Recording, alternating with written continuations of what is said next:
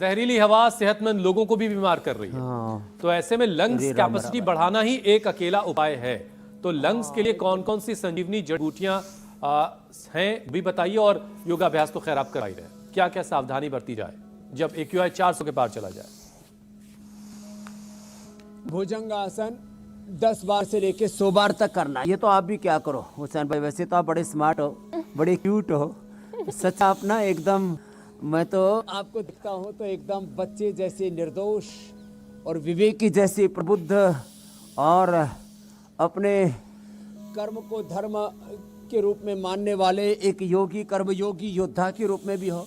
लेकिन आप ऐसे बाकी एक्सरसाइज के साथ, क्योंकि यहाँ तो आप अनुलोम विलोम ही कर पाते हैं, आपको सिंहासन पर बैठा देते हैं, मैदान जंग में, योग के युद्ध में, योग के संग्रामण में तो हमारी मीनाक्षी जी, ज्योत्सना जी को उतार देते हैं, कभी पूजा जी, कभी अमित जी। वैसे लंबे लंबे श्वासों के साथ 10-20 बार से शुरू करके 100 बार तक जो ये कर लेना, एक ये, दूसरा ये धनुरासन, तीसरा ऐसे उल्टे लेट करके ऐसे चक्रासन, ये बड़े ही जबरदस्त है। मत्स्यासन, ऐसे ये सब लंग के लिए बड़े अच्छे हैं, जिसमें भी पीछे की ओर झुकते हैं। उष्ट्रासन, जिसमें बैकवर्ड बेंडिंग होता है ना, उसमें लंग पूरा फैल जाता है। और कुछ भी ना कर पाए तो मकर आसन करना, मक्कारी आसन नहीं करना। ऐसे आज पूरी सन थेरापी भी हो रही है आपकी। कुछ तो स्वेटर निकाल के लाए थे, अब स्वेटर उतारनी पड़ेगी, सबको चढ़पड़े लगेंगे, लग रहे हैं ना। ऐसे ये उष्ट्रासन, अर्ध उष्ट्रासन, और फिर ये गोमुखासन बड़ा जबरदस्त है। अब इसका घरेलू उपाय क्या क्या है?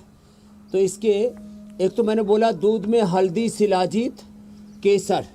शिलाजीत का तो लिक्विड शिलाजीत, सत शिलाजीत, स्वर्ण शिलाजीत, फिर ये स्वासारी में भी हमने इसके कई अवतार हैं स्वासारी के, स्वासारी प्रवाही, स्वासारी भटी, फिर ब्रोनकोम, ये बड़े ज़बरदस्त हैं श्वास कफ कोल्ड के लिए। स्वासारी गोल्ड, और खोखा जब होती है थोड़ी, तो खोखा के लिए, उससे बचने के लिए फिर ये कंठामृत, लवंगादि, खदिरादि भटी सब। और इसके साथ देखो एक बात बताता हूँ, घर में हल्दी, अदरक, अब देखो सामान्य रूप से 1 चुटकी, जब ज़्यादा हो जाए ना कफ कोल्ड, तो आप 5 ग्राम अदरक की, 5 ग्राम के करीब हल्दी की गांठ, और 5 से लेके 25 पत्ते तुलसी के उबाल लो। जिनकी पित्त प्रकृति है वो ऐसा मत करना, जिनको एसिडिटी है, एसिडिटी वालों को छोड़ के वात और कफ के लिए तुलसी के 5 से 25 पत्ते, 5-5 ग्राम हल्दी, अदरक, इनको उबाल लो अच्छे से कूट करके, और उसका या कूट करके रस निकाल लो, और फिर शहद मिला करके पी लो, थोड़ा थोड़ा करके, सिप करके पी लो, पूरा गला साफ हो जाएगा। इसमें थोड़ा लौंग का पाउडर, थोड़ा काली मिर्च का पाउडर मिला सकते हैं, 1 चुटकी भर थोड़ा सेंधा नमक मिला दो, पूरा कफ को फाड़ करके निकाल करके अंदर जो जमा हुआ कफ है उसको निकाल देगा, नया कफ बनेगा नहीं। और फेफड़ों को मजबूत बनाने के लिए दूध में हल्दी, शिलाजीत और च्यवनप्राश, आहा, ये बड़ा ज़बरदस्त है।